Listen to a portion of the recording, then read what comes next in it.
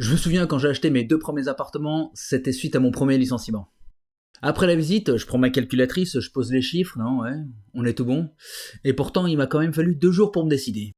Je me lançais dans quelque chose que je connaissais pas, que je maîtrisais pas, quelque chose de beaucoup plus gros que moi, et sans un proche pour me dire « Gigi, si tu prends pas ces apparts, ils sont pour moi », mais je crois que je serais jamais passé à l'action.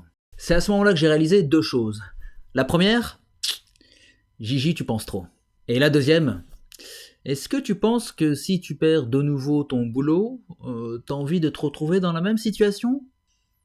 Non.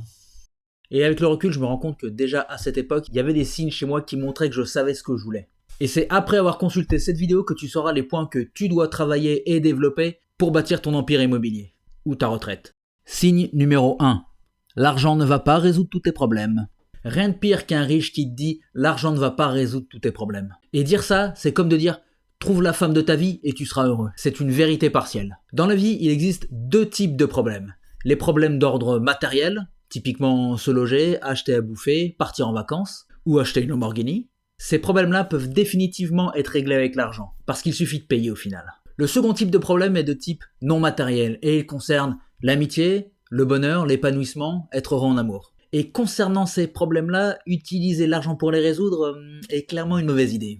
Là où je veux en venir, c'est que tu peux définitivement être riche et malheureux. Tu peux aussi être pauvre et heureux, mais est-ce qu'il vaudrait pas mieux être riche et heureux ?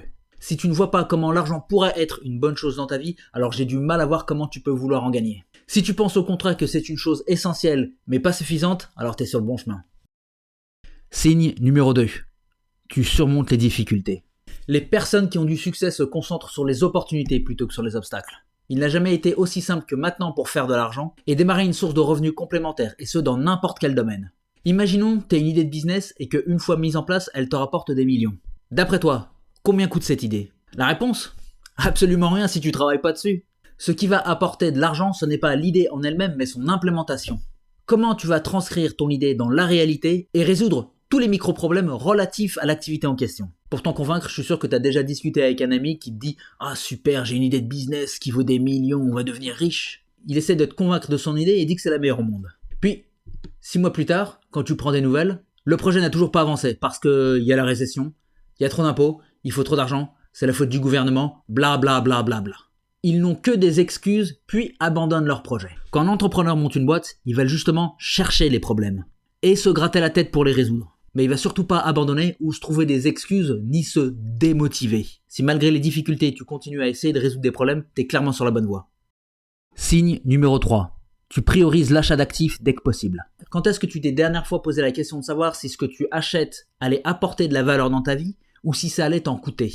D'un côté, tu as les belles voitures, les belles fringues et les belles vacances, qui sur le long terme ne représenteront que de l'argent jeté par les fenêtres. Et de l'autre côté, tu peux acheter des actions, de l'immobilier ou même un business. La plupart des gens ne se posent même pas ces questions.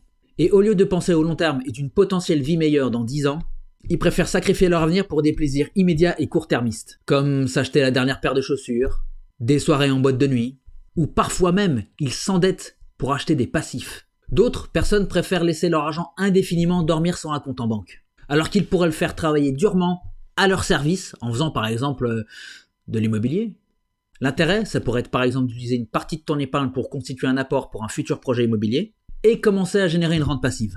Ça permettrait de sécuriser une partie de leur épargne et surtout de leur avenir. Si je peux te donner un exemple de projet immobilier, tu pourrais par exemple acheter dans une grande ville un studio à environ 100 000 euros, mettre 10% d'apport, soit 10 000 euros, ce qui te permettrait de le louer 500 euros mensuellement et transformer tes 10 000 euros d'apport maintenant en 100 000 euros minimum dans 20 ans.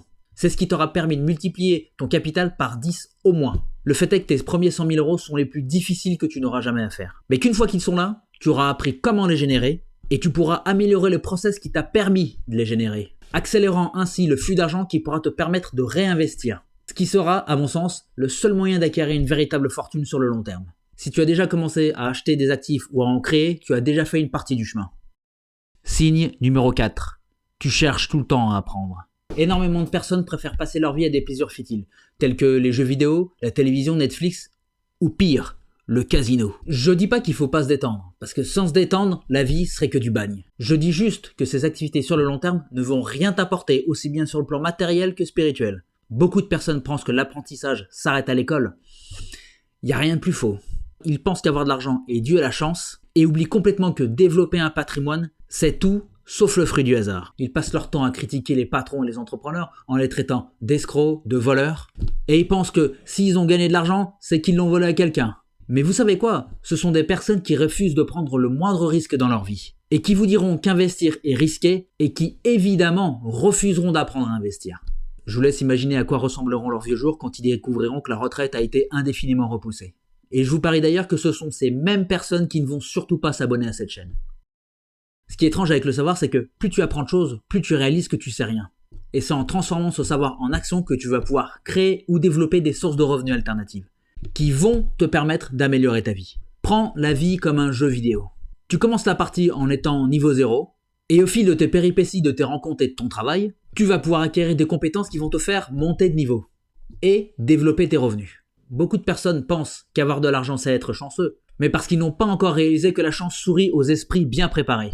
Si tu es curieux de nature et que tu cherches tout le temps à apprendre, tu pars avec un sacré avantage. Signe numéro 5. Tu ne te compares pas aux autres. Se comparer aux autres sans connaître le contexte, c'est contre-productif. Et c'est comme vouloir prendre une route de forêt en Lamborghini parce que son voisin la parcourt et qu'il est en Jeep. C'est biaiser son jugement et ne tenir compte que d'une partie du contexte. Si je prends l'exemple de Donald Trump, qui à mon âge était déjà sûrement multimilliardaire, à force de travail, de bonnes affaires et de créativité, mais c'est oublier qu'il est le fils d'un promoteur, qu'il a commencé avec de l'argent, et qu'il faisait ses affaires à New York, qui est maintenant une des villes où l'immobilier est le plus cher au monde. Si je devais comparer nos résultats au même âge, la comparaison serait plus que gênante. Mais c'est pas pour ça que je dois me sentir inférieur ou jaloux, et même complexé, parce que si Donald devait développer une chaîne YouTube, je suis sûr qu'il ne le ferait pas aussi bien que moi. Te comparer aux autres est littéralement le meilleur moyen pour te faire abandonner et rester assis dans l'inaction. Signe numéro 6. Tu passes du temps avec des gens qui ont du succès. Quand j'étais salarié, je prenais mes pauses avec un groupe de collègues. Ils passaient leur temps à casser du sucre sur le dos des autres, en se plaignant eux-mêmes de leur propre situation et bénéficiant de la moindre excuse pour ne lancer aucun projet. Et pour cause, entreprendre, c'est risqué. Pour investir, il faut de l'argent. Couplé avec ça le fait que ces gens pensent tout savoir, est-ce que tu penses qu'ils allaient essayer de casser leurs propres croyances et risquer d'avoir tort? Le problème avec ces gens-là, c'est leur état d'esprit. Le monde est tellement négatif qu'il en devient même compliqué d'entrevoir la moindre once de positif. Et toute excuse, que ce soit les impôts, l'économie qui tombe, le gouvernement qui t'empêche d'avancer, c'est finalement une excellente porte de sortie pour fuir et ne pas essayer d'améliorer ta vie. Quelques années plus tard, après être passé du côté des entrepreneurs, je côtoie des investisseurs, des marchands de biens, des promoteurs, des artisans, et j'apprends en permanence à leur côté sur les différents moyens de générer de l'argent avec l'immobilier, et développant ainsi de multiples opportunités. Et c'est maintenant plus important que jamais, parce qu'avec la retraite qui ne cesse d'être repoussée, il va devenir primordial de ne compter que sur toi pour bâtir ta faculté à créer de l'argent. Et je peux vous assurer que quand mes anciens collègues ne font que trouver des problèmes, mes potes entrepreneurs, eux, ne trouvent que des solutions. Si tu cherches à sélectionner les personnes de ton entourage, tu fais clairement le bon choix. Signe numéro 7. Tu développes ta confiance en toi. Quand j'ai visité mes 2 premiers appartements, j'y connaissais rien. J'avais commencé à me former sur Internet, sur comment acheter une bonne affaire, rénover un appartement, mettre l'appartement en location. Mais entre un tuto sur Internet pour faire de l'IMO et la réalité, il y a tout un monde. Et c'est le problème de beaucoup de personnes. Elles pensent que la confiance en soi est innée et que c'est quelque chose que vous avez ou que vous n'avez pas. Et quand on regarde la réalité, elle est tout autre. La confiance en soi, c'est un cercle vertueux dans lequel vous entrez quand vous sortez de votre zone de confort. Et l'objectif, pour toi, va être de sortir petit à petit de ta zone de confort. Comment ? En réalisant des petits projets pour commencer. Ça peut être des lots de parking, ça peut être un appartement déjà rénové et déjà loué. Puis quand tu sens que c'est le bon moment, tu passes un palier, tu augmentes la difficulté. Plus de rénovation par exemple. Puis, à force de développer ça, un jour tu attaqueras des immeubles. En fait, c'est exactement comme un muscle que tu vas développer en le travaillant. Les débuts sont difficiles et il va falloir être discipliné, mais une fois que tu as commencé à faire travailler les intérêts composés, le jeu n'est plus du tout le même. Si je prends mon exemple, c'est ce qui s'est passé. J'ai commencé par des appartements, puis des lots, puis des maisons et des immeubles, et maintenant je continue sur ma lancée. Quand tu commenceras dans un business, tu n'y connaîtras strictement rien et c'est parfaitement normal, puisque c'est en faisant que tu apprendras, et que tu pourras ainsi développer ton expertise. Et avec le temps se développera ta connaissance, puis tu commenceras à convoiter d'autres challenges, et naturellement les revenus viendront avec. Un excellent départ pour commencer à faire travailler ton argent, serait par exemple d'utiliser le lien affilié Interactive Broker dans la description pour te créer un compte. Grâce à ce lien, et si tu vas au bout de la création, tu pourras recevoir jusqu'à 1000 € d'actions Interactive Broker. Techniquement, c'est de l'argent sur la table, en plus d'avoir le meilleur courtier. Je te mets ici le lien pour une vidéo qui va casser un mythe et je t'explique pourquoi lire ne te rendra pas millionnaire. Si cette vidéo t'a plu et que t'as appris des choses, n'hésite pas à t'abonner, à liker et à me poser une question en dessous. Et je te dis à plus!